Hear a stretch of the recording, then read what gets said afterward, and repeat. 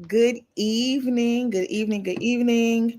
Happy Sunday. I am Lisa Marie. It's June 1st, and I am here with author Elle Madearis this evening. Thank you for joining us. And we are going to talk about her novel, Fumbled Into Forever.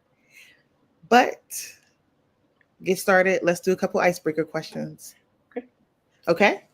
Don't All think. right. All right. Answer. Water, wine, coffee, or tea? Oh, give me wine. Yeah, I love the honesty right off the bat. Morning or night? Morning. Morning person. Okay. Morning person. Digital or print? Digital. Same. Standalone or series? Standalone.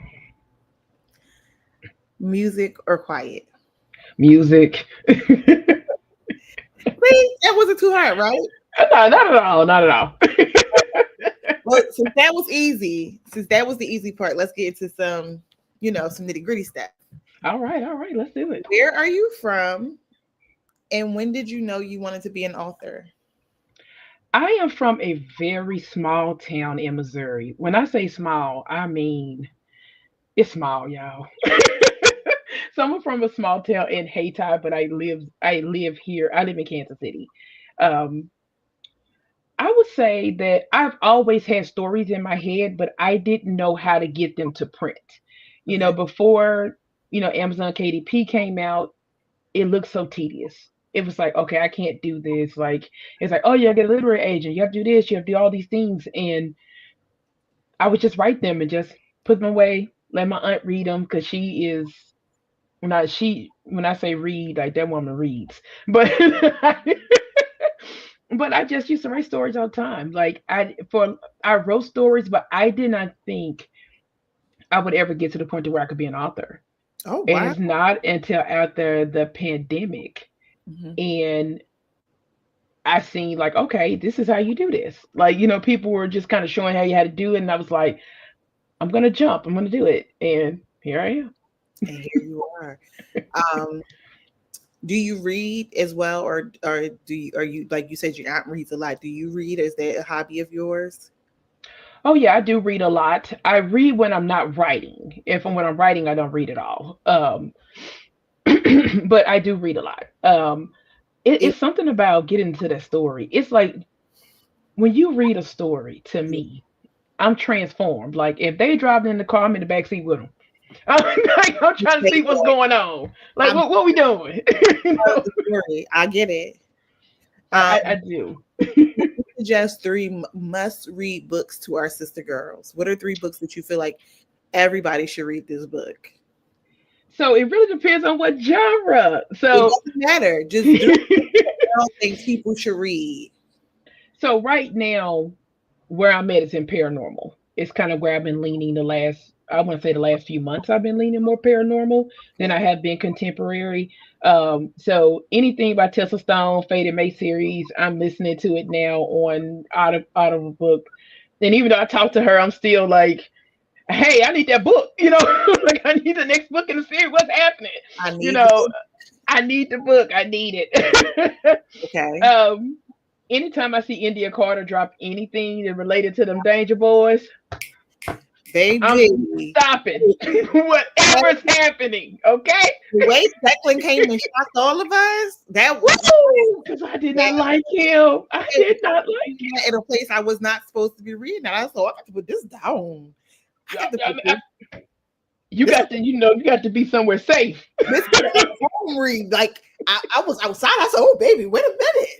Exactly. Like that is not a you drive in and the audio book just playing. It's like, child, you got to be. I'm not into audiobooks.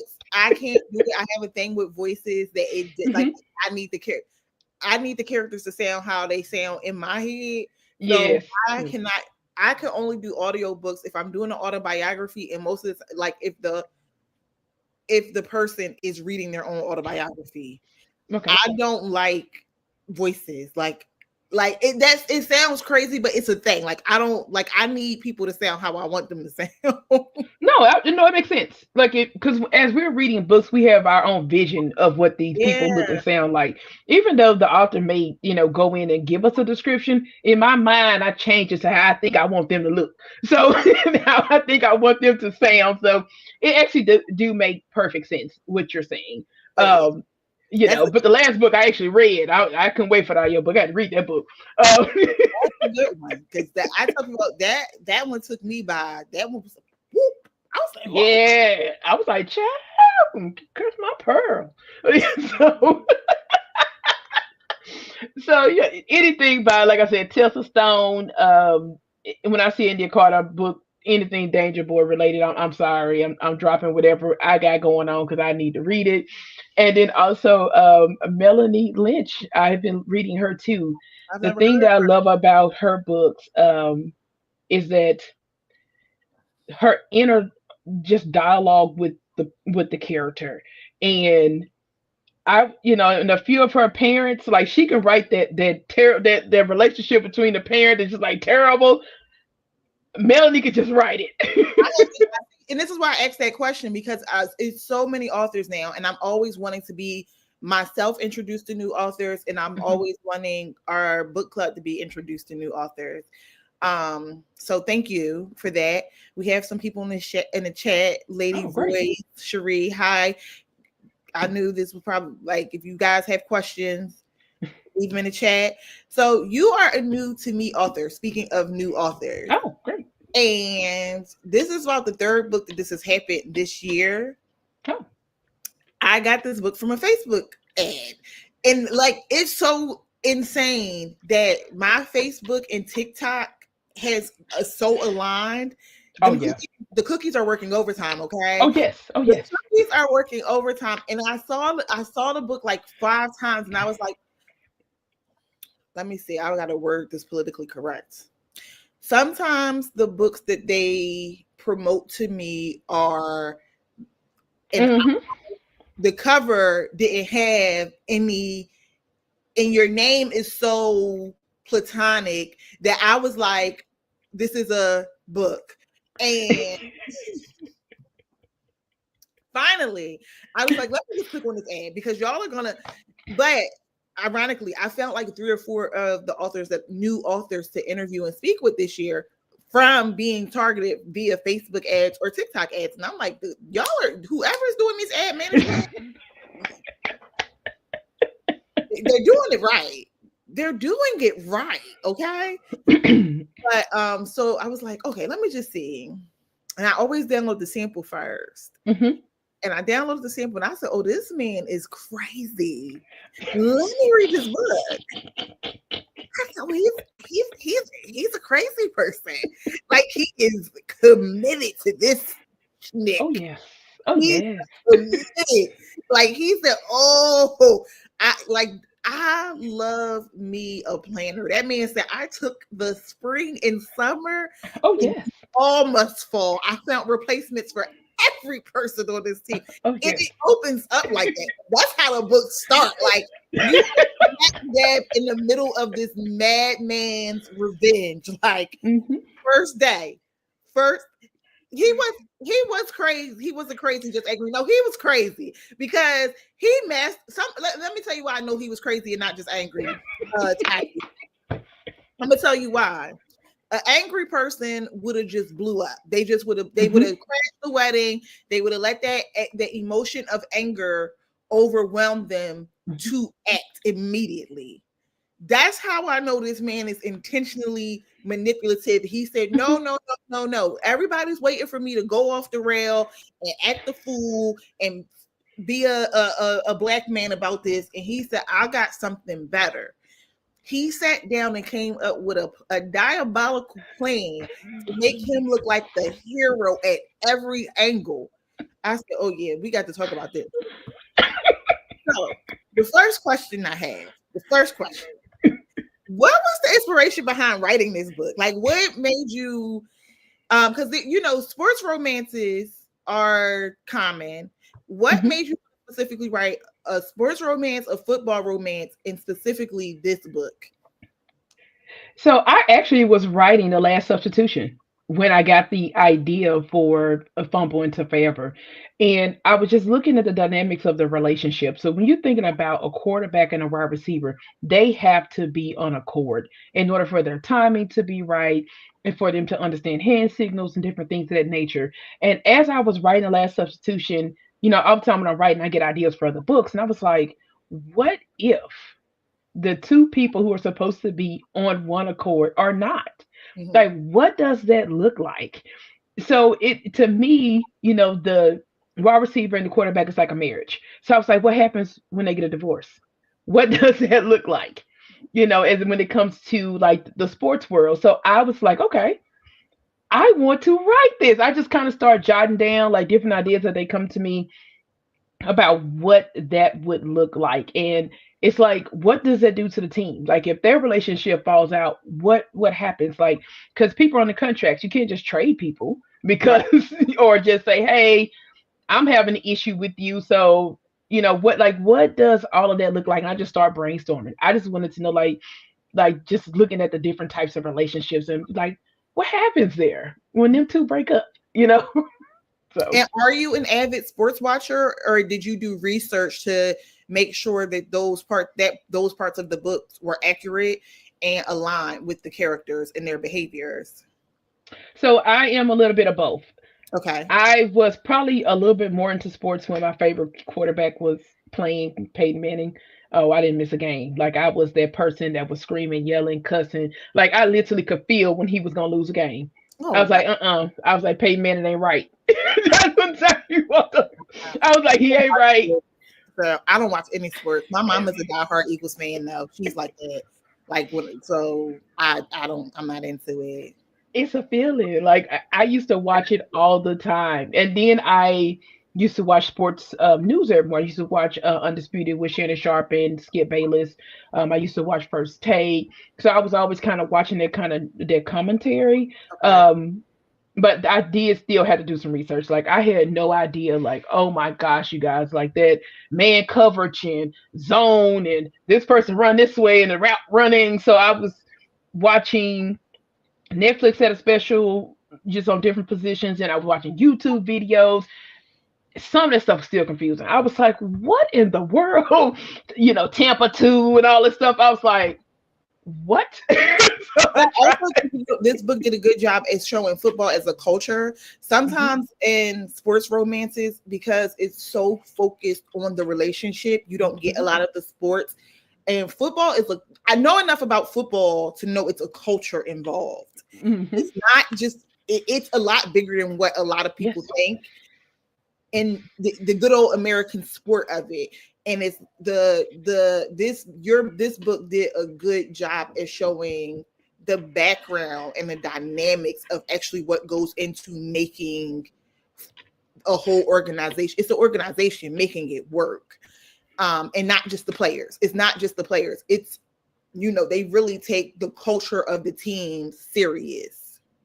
absolutely, absolutely. And I wanted to show what this looked like for Vic on the field and what Bryce was actually doing, when he got up there. Like, when you're checking down on an open wide receiver, that's like a clear indicator, okay, something is wrong here. Like, the world can see y'all not connecting because this man is wide open. And just also, I got this idea from the readers as well. I just be going through, just be reading comments. I don't say that, I'll be reading. And some of the That is market research, okay? yeah. I think not enough people do market research. Market research is necessary. Absolutely, absolutely. Readers was like, well, you guys always talk about, you guys are not talking about them actually playing the game or a different stuff like that. I was like, maybe they not. So I was like, well, let me see No, how I can incorporate that. romance. It's literally focused on the relationship, which is fine because it's a romance and you Yes. want the relationship. But if for the diehard sports girlies, I think they want some more. And you know what I have found? I don't know if it's true or not because I haven't read every sports romance. But what I have found in my reading history is that the basketball romances have more sports Hmm. it's more sports focused, but football is so complicated It that is. I think a lot of authors shy away from the actual sport part of it. Like it is a sports romance because it involves an athlete, but the actual sport part is kind of glimpsed over because it's not a focus because football is so complicated. It is. I didn't realize how much it was like, in my eyes, I'm looking at them just go to the line of scrimmage and just call it play, and it's like, okay. But it's like it's so many moving parts. Everybody got to be in the right positions. I was like, what in the world? They throw the ball and they run. Okay, that's what I got for you. They don't, and sometimes they kick it, and sometimes they kick it. I know that. Sometimes they kick it. I know that one team is going that way and the other team is going that way. And the ultimate goal is that the team is going that way when you can get their ball the farther down that way. And then the other team is trying to stop them from that. That's how I explain football, okay? That's all I got. That's how, if I was writing a football book, maybe they wouldn't that away. And they had to run real fast. And they throw. And sometimes they kick. That's all I got. Yeah,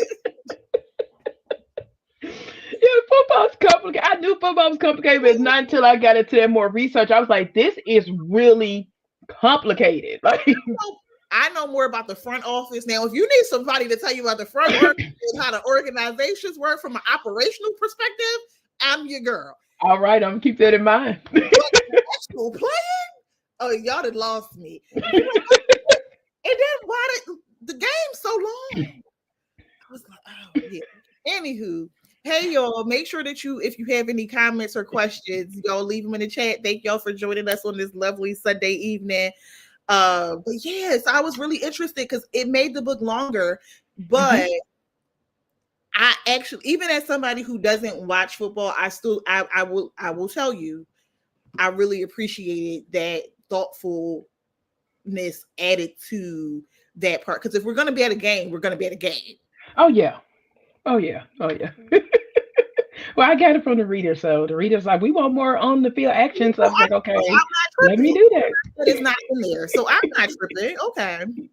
So Bryce and Kindness, they fumbled into a fake relationship, like kind of like it was definitely they fumbled into a relationship unexpectedly by accident. It was like, oh, how this supposed to happen? And they made a lot of missteps, both sides, on both sides. During the development of their relationship. At any point, did you think that they would not reach their happily ever after? Oh no, I knew they was going to get there. Okay. But I wanted to show the process. Like it was very important for, as I'm learning, because I'm still a baby author, so I'm still learning like the complexity of things. And to me, it was important to show the progression, the growth, to show, what does the relationship look like. And again, I got that from the readers. The readers like, hey, we want to see all this. We want all the stuff to go into. So I was like, okay, well, y'all want to see it. I'm gonna try my best to deliver. But it was important for me to show that, hey, she wasn't perfect either.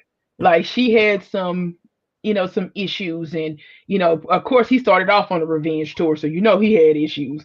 But it was important for me to show that, hey, like these are human. Like they're gonna make mistakes, they're gonna get things wrong.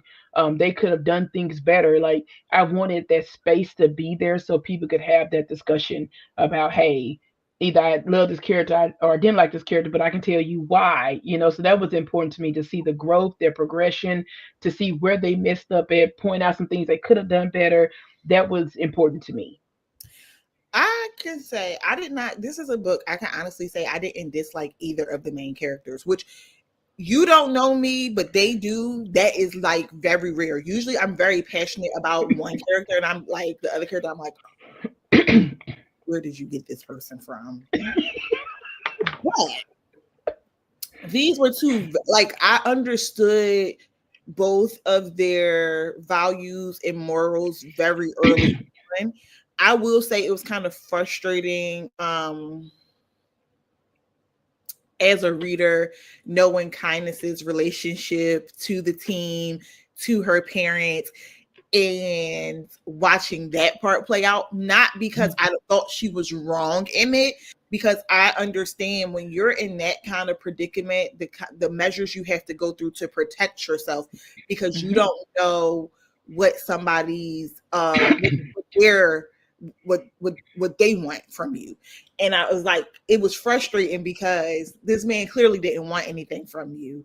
And you kind of bullied your way into his life. Mhm.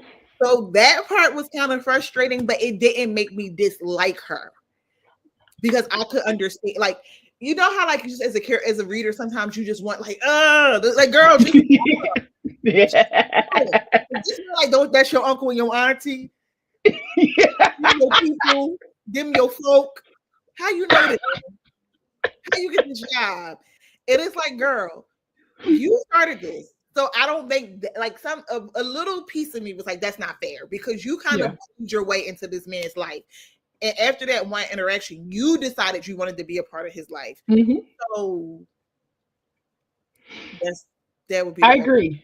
I part. agree. It wasn't fair. That's As I go back and at the time I was writing it because I knew the intention stemmed from. I was like, oh, okay. But when I went back and kind of like a reader kind of said, it was like, hey, she kind of manipulative, and I was like, I stepped back. I was like, that's the she exact sure, she word sure was like she was that's the not honest with exact him. word I use on my paper. It literally says that she was manipulative. So, like, it's like, can you be manipulative for a good cause? She was wrong. I'm gonna be honest with you, she was wrong. She did not. Kindness was not upfront with him, and also when he was asking her, like in midway, even when I was writing the book, I was like, how can she ask him to be honest with her if she's not being honest with him? And that was the part that was bothering me. And I, like, it was like I said, I understood why she did it, because she knew the moment she said, I am technically the owner of the team. Because she is, I think,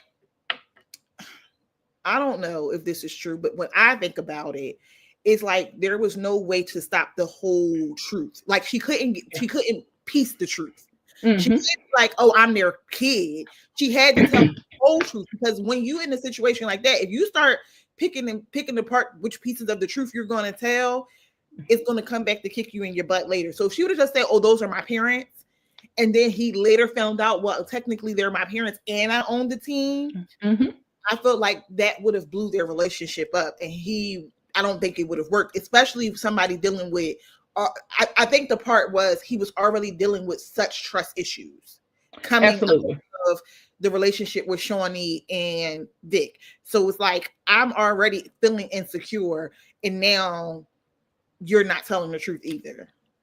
Absolutely. And she also knew that he wasn't in a place where he could hear it in the beginning because she was still trying to get him to trust her, and she was also trying to figure out what he was doing. Because in the beginning when they was at his house and he's like, okay, your badge said Jordan, what do you do? She really went forthcoming. And she knew if she told him too early, he was going to shut down on her. Yeah, because it would have seemed like I'm manipulating you, Yep. because my best interest is the team. Team. Yep. My best interest is the team, not our relationship. And I think that's the part where, as a, I was like, ooh, that's Yeah. nasty. Because Yeah. as the owner, especially what I know about owners, my biggest thing is the team winning. Yep. And if you're the quarterback and you're getting in the way of the team winning, I'm going to do whatever is necessary to get you back on track. Yep. But she wasn't that kind of person. No, she wasn't. Like initially, she just knew something wasn't right about him. Like it was just a curiosity of how you show up smiling and the wide receiver walking off with your woman. Like something ain't right here. Like she could just see, she was sensing he wasn't right, and it just piqued her curiosity. And she was like, "Hey, I want to know how you're able to do this." And also, it leaned in her to be manipulative. She was when she wasn't forthcoming with him in the beginning, it leaned that way. She leaned into it.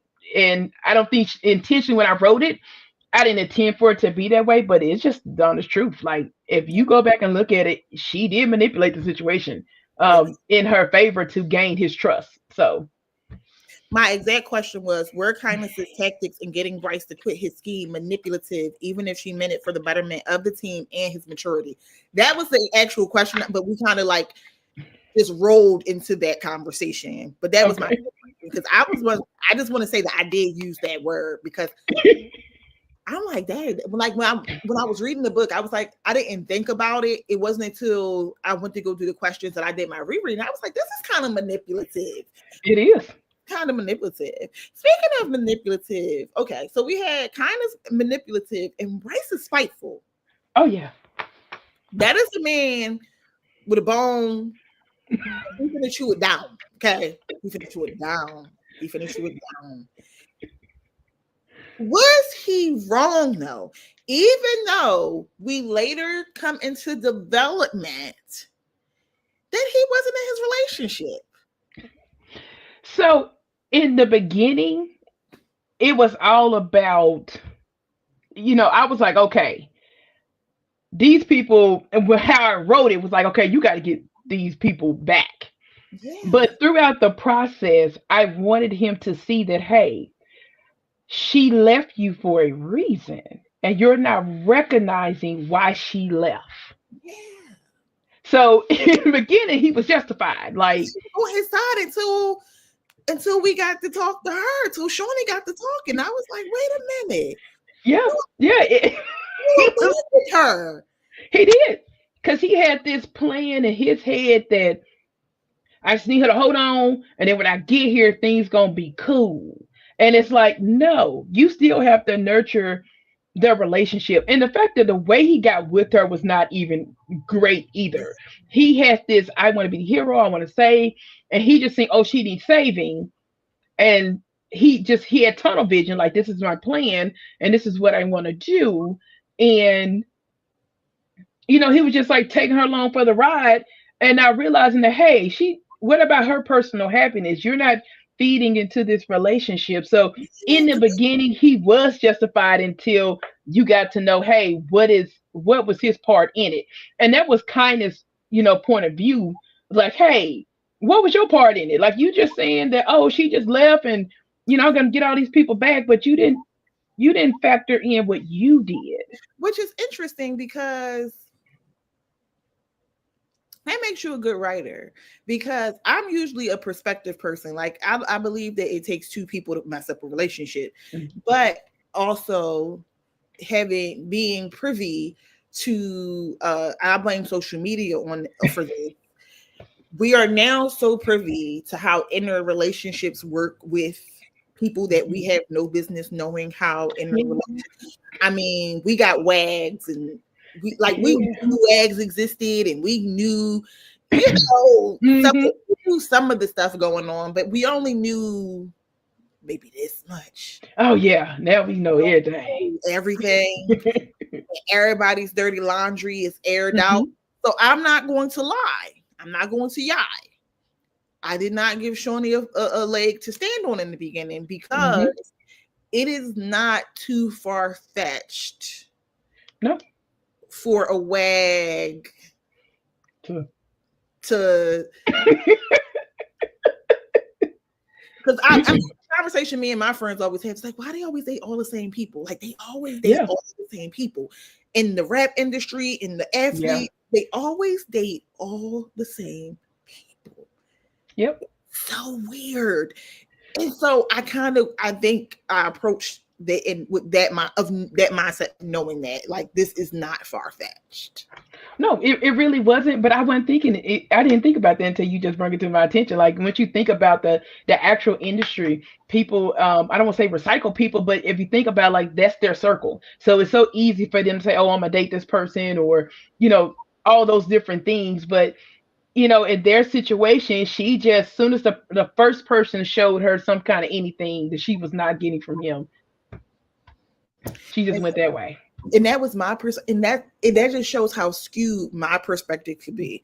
But it shows you how how our brains work, is that you see these things happening and you're like, oh yeah, that could happen. Hmm. And that's not good or bad. It's just how Yeah. brains work. Is that the information your brain already has, it looks for more information to Oh prove that yeah. information right. So even though this is a book, it was like I mean I watched WAGs and I watched, some of this stuff. So I know that this is how they Oh yeah. navigate. And I'm talking about from high school to college to Oh yeah. the big leagues. So I did Absolutely. give Shawnee a leg to stand on. And then as a woman, I think one of my favorite parts of the book is when they're in the Super Bowl and she and Kindness run into each other and it's no nastiness on either side. I thought that was really cute. That was important to me because both of them were technically happy. So why bicker with one another? And in order for Kindness to get Bryce, he had to go through Shawnee. So it was their relationship had to happen so their relationship could happen. Mhm. And she understood as Bryce, became more and more open to her and just watching his transformation that, and just her experience with Bryce when he tried to pull those stunts on her, she was like, "Oh no, you're not gonna do this to me," So she got an idea of who he was when he tried to. He'd asked her to go out and didn't show up, and she went out. She was like, "No, you're gonna do that." Like you're not gonna make football is not my life. That's your life. You're not gonna, It's you're so not gonna crazy. prioritize that to me. Football should be even more of her life Her, it than his should. life because that's literally her legacy. Yeah, But it let's is. talk about Kindness. Kindness is what most people would call a flower child. She was Mm-hmm. very just aloof seeming. Mm-hmm. But Miss Lady, independently wealthy, Oh yeah. had all of the like let's talk about the diversity of her Mm-hmm. character and what inspired you to when we first meet her, it's like this girl is just all over the place. And then it's almost like we were dating her with Bryce because we got Mm-hmm. as he started getting to know her, it's like, oh, she's not just a photographer, she's not just a painter, she's not just she has her whole own thing going on, even out when she really could have just depended on Oh yeah. what she had as the owner of the team. So when I think about her character, when you think about the NFL now and you look at the landscape of it, there's not any really no black representation when it comes to team owners nor women. So I said, what would this look like? It's like how can I wanted a black woman to say go in here and say, hey, I'm calling the shots here. So it was important to me for her to be um just have different avenues. Like I kind of feel like how I wrote Kindness, she really learned more from life than she actually did from like a traditional education. Yeah, she was smart in that area, but she valued the life experiences, the human experiences. And also some of the things that her dad did kind of pushed her away into like different ways because he was so, this got to be this way, this got to be that way. You have to go this way. You have to. So it pushed her to say, you know what? As soon as I get out this house, it's on and popping.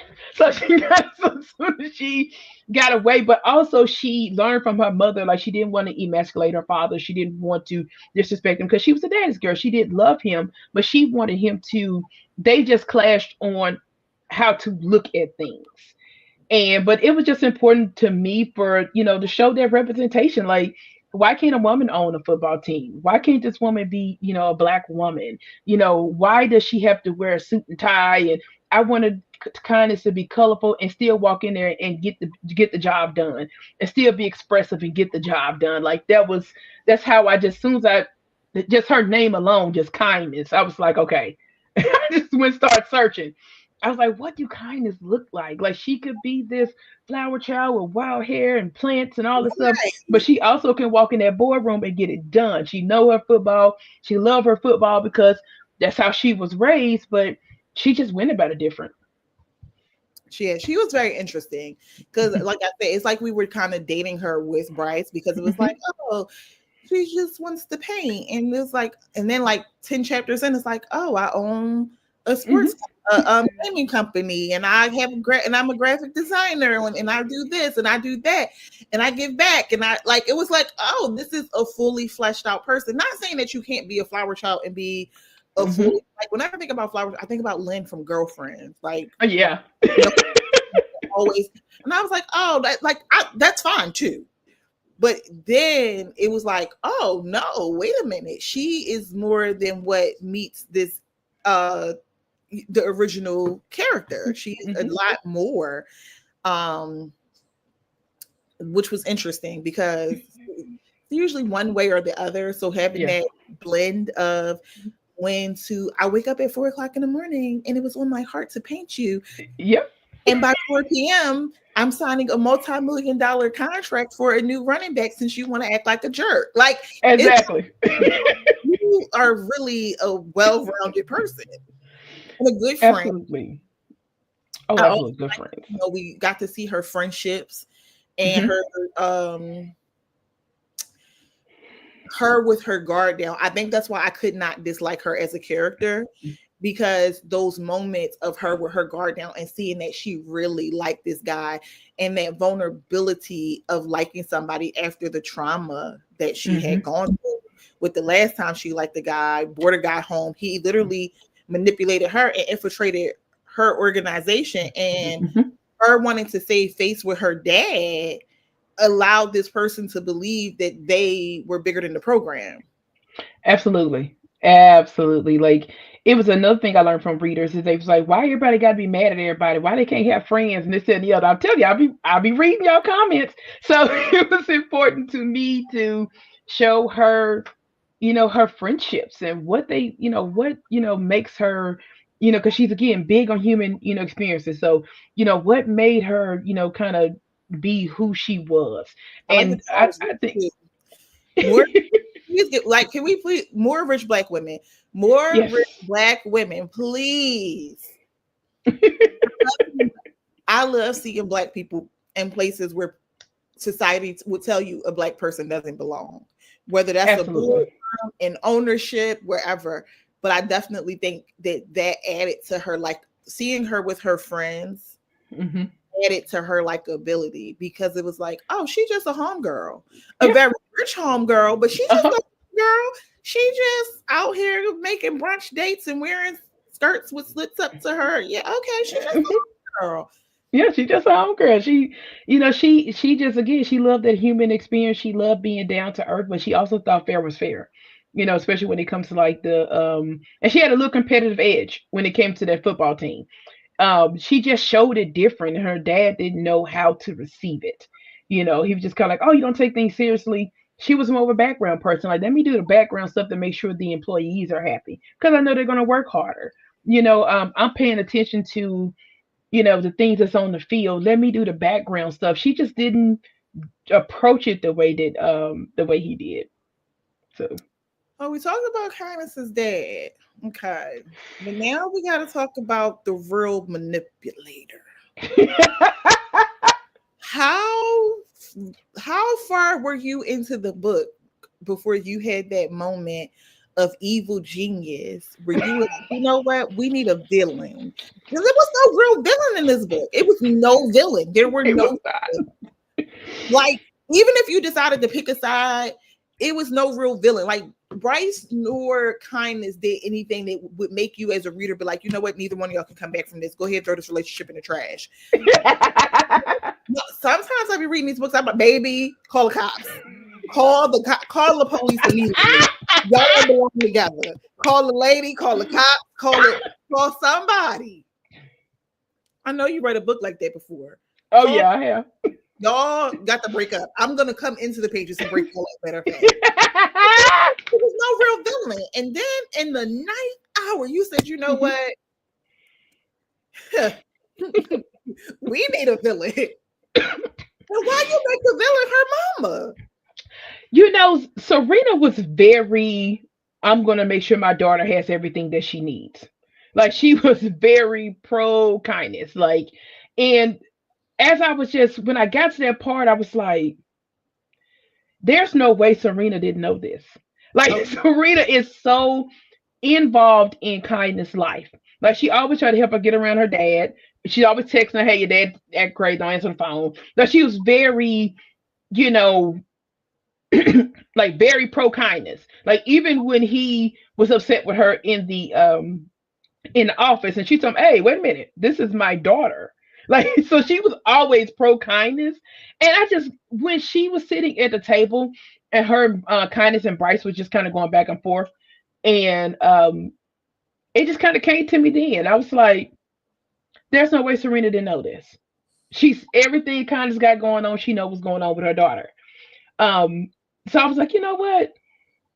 Let me let me see what that looked like. Like what from her perspective, like how does she play a role into this? And Serena played the long game. So she Like went. when it all wrapped up, it was like, how did she know? I mean, part of it is so unplanned that it was like kismet almost, where it was like at the party, that's who she ran into. She turned and immediately Bryce was there. Yeah. I kind of want like a you know how you get extra scenes in movies? I Uh-huh. kinda want extra scenes of, well, what was she finna do if they didn't meet at the party? Like, how was she gonna make sure that this man, I understand how she made sure he got on the team, and I understand how that works. But how was you going to make sure that this man got in front of your daughter, was interested in your daughter? How did you know what his type was and that he would be interested in your daughter? Because it takes two, like, girl, tell me, teach me the game, Ghost. Teach me.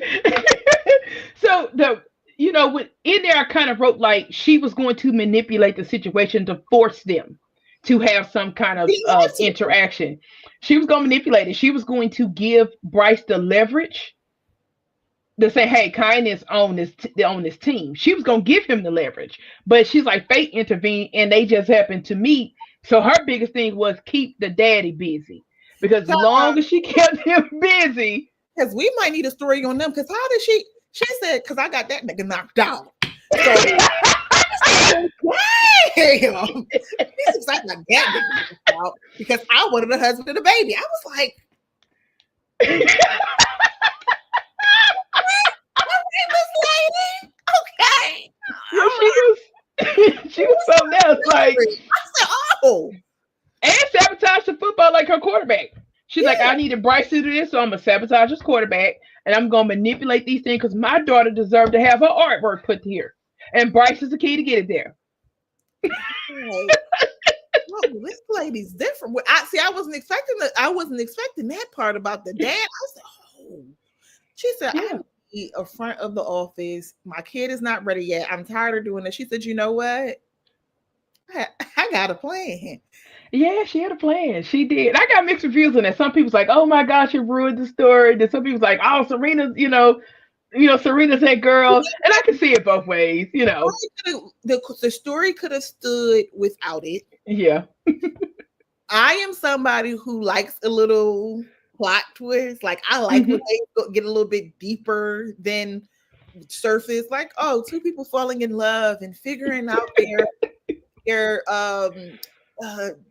they're learning each other, and I love a good romance. I especially love romance. Well, I only read Black, and I especially love rich romance. Oh yeah. I love rich romance. When he came out and that Bentley was outside, I said, I love him.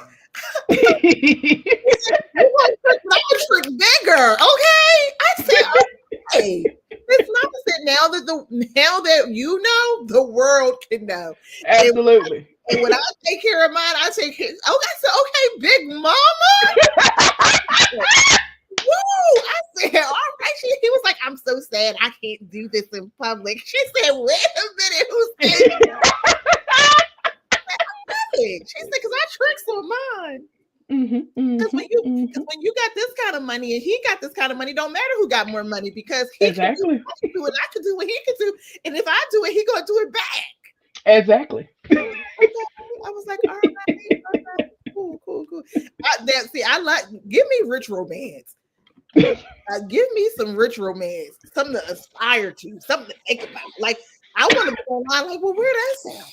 Yeah, like what's the cat order there from Amazon? How much a night that costs? Me at my regular 9 to 5. I'll be on the call. How many hours would it take me to work to get there? They get this. How that work? How that work? I want to know too. But yeah, I mean, I liked it, and I could see why it would get mixed reviews. But Hmm. you live and you learn. Some Yeah. you'll put the extra spice in, and some you won't. Speaking of spice, I have a question. Would you ever write a erotica I novel? struggle with them sex scenes, y'all. I ain't gonna lie to you. Wow, I do. really? I struggle because there's only so many ways a person can do it. So it's kind of like I feel it's like so many ways. I know to me, I feel like that is a weakness of mine. So I'm trying to like work on it, get Okay, some cool. literature and things like that that I want to kind of work on because spice is important inside of a book like it just because that part of it is also a part of love expressing your love to that person, so it is just as important as the hand holding, as the kissing, and things like that, because a lot of people relationships fall How you apart because gonna that part is not and how you together. gonna have babies if you're not doing? Exactly. Everybody was like, you want to have a baby, want to try to have a baby. You can't have a baby without doing things. Exactly. I don't know what things you were doing, but the thing. Okay, that was just that was a out of the way question. Just was curious. So I think we actually covered all of my questions. Do anyone in the chat have a question? Before we wrap up, this was lovely. We laughed a lot. I'm laughing still. But while we ask the chat if they have any questions, so we Okay. see we have a release this week. Yes. Are we excited? I am. I'm excited for you guys to meet Marcus and Mia. Like they are. So He this bullied book her is into a actually, relationship. So yeah, they they were so funny to me as I was writing them because, and Marcus is a very complex person. Like you get to see more his relationship with Bryce. You get to see more of the relationship that's in the locker room, Stedman, Vic. You get to see a little bit more of their relationship. Now, it isn't as much football in this book because it's more tailored towards their relationship. I do put some football aspect in there, but not as much as I did in the first book. Um, but their Marcus is, I don't know, Marcus is, he to me he's a lovable a character because he's quiet until he isn't. He's unintentionally funny. Because he he was really funny. was. He was funny already because when he said, "You want me to pay $2,100 for a shirt?" He said, "Let me explain something to you. I'm from the ghetto. I'm not doing it." You he said you grew up rich. I didn't grow up rich. He said your daddy played football. My daddy did not. I don't even have a daddy. Exactly, exactly.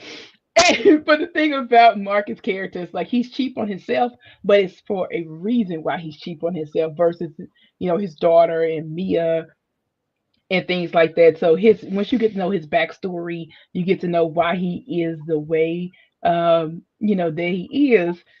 A lot of it makes sense, but yeah, they both are they're complex characters. They had a background, but it's almost, even though it's like 90,000 words, it's almost insta love because they fell in love within that season with Kindness and Bryce. Their world was just kind of twirling at the same time, where Kindness and Bryce kind of met at the beginning of training camp, OTAs, things like that. They met mid-season, and they were like, their love was just kind of just spinning and spinning and spinning. Um, as the season, went. So, yeah, Yeah, they are. I the love way Marcus my and daughter was Mia. calling me and mommy, so I was like, "Well, how did we get here?" Oh yeah. She and you know what?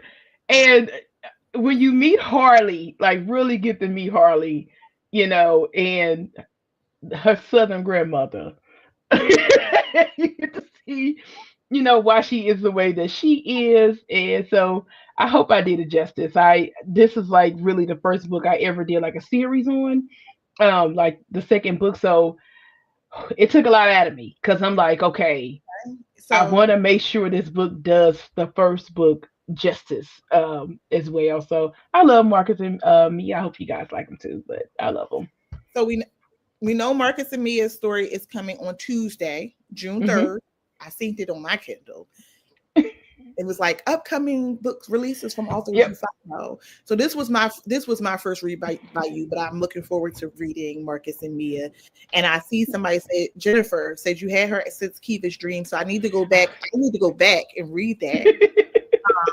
And maybe come have another conversation with you later. Absolutely. Um, Absolutely. Outside of Marcus and Mia, are there any other couples that we may have met or may have not met yet that you plan on writing for this series? I am playing with the idea of Stacy. When I originally, started this, it really was tailored around three rich friends, because Mia's dad owns USPN. Right. Like she just rich on top of rich to be rich. And then, kindness with uh, with the football team and Stacy's parents on the baseball team in that town. So they all were just kind of in that circle, of friends. So I am really playing with adding Stacy's story because she is so different than both of them. She is more in your face, hardcore, bold, where kindness was more, relaxed and laid back. Mia was more like, oh, let's not do that. Let's just gotta be motherly. And Stacey was like, look, and then if we're gonna do this or we're gonna do that. Like she was more she was more the in your face character. But there is a bonus scene to fumble to the end zone, and you'll get to see a little bit more why I say I may do Stacy's story. But Okay, so I don't that's know, I'm playing around with it. still on the maybe. Yes, it's still in the maybe stages because what it is, I have so many my writing skills are just kind of wild right now. Like I'm writing right now, I'm currently writing part two to the last substitution, which is the with Marquise and Malcolm. I want to drop both books at the same time. And then I have a paranormal project coming up with Tessa and Melanie Lynch. So we both got to, and I'm excited about that. And then after that, it's like, okay, now what do I do? Like I have books that I have not published. They're just kind of sitting there. They just need to be updated a little bit, but they're sitting there. Then I got a project that I'm really excited about. It's just sitting there. So I just got these books sitting there. I'm like, okay, which way do I go? So after I Well, write these two, the twins, I don't know. I'm gonna look at it. I was like, do I need to, go right into Stacy's book? I'm gonna judge by you guys. If you guys pick it up and just absolutely love it and be like, hey, we want Stacy, I'm like, okay. well, So I'm looking forward to Tuesday, and I'll be sure. I don't really comment on books. That's the thing. okay. Authors are always like, "How do you find my books?" And I don't comment on books. I just kind of read and I Hmm. share and I keep it moving. But I see Okay. I need to be more interactive, so I'm going to work on that. Especially because this is our last chat of the season, and we're Oh, not okay. picking until September. So maybe I'll take the summer to kind of. I, I go back and forth actually about joining Book Talk. I'm gonna think about that. You Okay. know what? Book talk is what you make it. Really, it is. If you follow the positive people, that's what you'll see. If I you follow follow people some that are, people. I follow some people. I'm more so like, what should I say? Like, what am I getting on Book Talk to talk about? Everybody like get on Book Talk. You talk about books all the time. I'm like, to people that yeah, also like books. And they're like, but it's so many people who like books, and there's so much oh stuff yeah, that other people don't read. And obviously my targeted ads are working because I'm getting so many new to me authors who don't have the largest of large followings where hmm, I would love to promote them to a larger audience. I mean, that's the whole point of Sistah Girls Book Club is to make sure that our Black independent literary geniuses are being promoted and people know that hmm. these books are out there and go read them. Go read these books. These books are great. They're wonderful. And But your therefore, your I said, voice is needed. Your voice is needed for what you just said.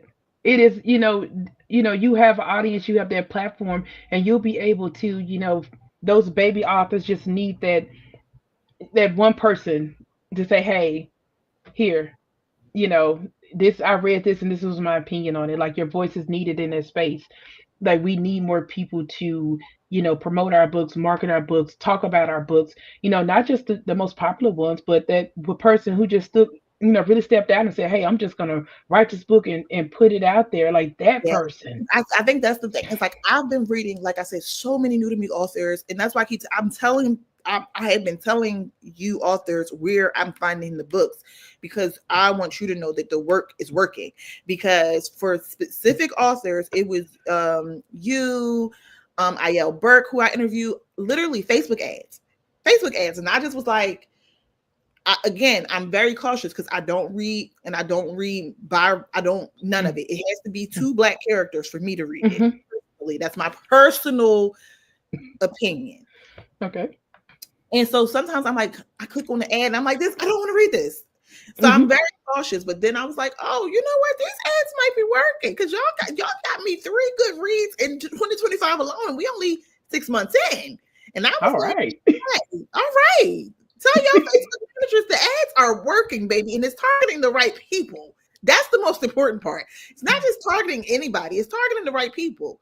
Because all I do is look at book stuff on Facebook. That's literally Yeah. what I use Facebook for. So, All right. All right. so, I'm excited about that. yeah, tell who if you're doing it, whoever tell it's working. It's Okay. reaching the right audiences. Uh, but before we completely go, one last question. Okay. If you wanted readers to take one message away from Fumbled Into Forever, what would it be? It's about the healing. That's the whole point of the book was about healing. It was, it's self-reflection and healing. Even when you go through something traumatic, throughout my life, when I went through something traumatic, I step back and do just self-inspection. Like, okay, did I play a part in this? Where are places I can do better? What was the red flags that I missed? Just doing just that self-work, Mm-hmm. and then saying, hey, when I move forward, I don't want to repeat these particular things. So the book just, it's the healing. That was the whole point of the book, was to heal and to do this and do the self-work. So that's what I just want people to walk away with, is just heal. Amazing. Well, for those who don't follow you yet, where can they find you and how can they keep in touch with you and keep up to date with what you have coming up? So I'm on all social media platforms. I am on TikTok. I am on Threads. I am on Instagram. I am on Facebook. I'm Many, also many. I have a mailing list, so I just started that. I'm hoping in the next month or so to have my website up and running. Okay. Working on that as well. So, but I'm on all social media platforms, and again, I just sent out my first newsletter, like I think like a week or two ago. Y'all can tell me nothing, okay? Uh, Good. I am in business. I am a businesswoman. I love it. So yeah, social media right now. Then I'm gonna do a big announcement about when I open up my website. Wonderful. So, And I'm going to say congratulations in advance for a oh, thank successful you. release on Tuesday. We are looking forward to it. And thank you so much for joining us and chatting about Fumbled Into Forever. Thank you guys so much. I was so excited to get the invite. So thank you guys again for reading, anything with my name on it, reading it, giving me an opportunity, giving me a chance. I do not take that stuff for granted because you guys, your time is money. You guys have family, jobs, all those different things.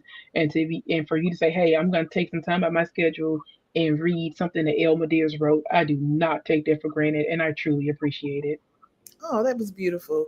Have a wonderful week, everybody. Like I said, this is our last chat of the season. I hope to see some of you in August. If you are Oh, coming out to Behind the Pen in August, say hi. Say hi. I'm usually the person checking people in. So if you have watched these all the last year and a half, and say hi. I am a very kind person. Lex is a very kind person. mhm. Don't be scared to be like, girl, I was watching you on the YouTube. Okay. I hope to see some of you in August, and I look forward to coming back with new reads in September. Have a wonderful summer, everyone. All right. Thank you guys.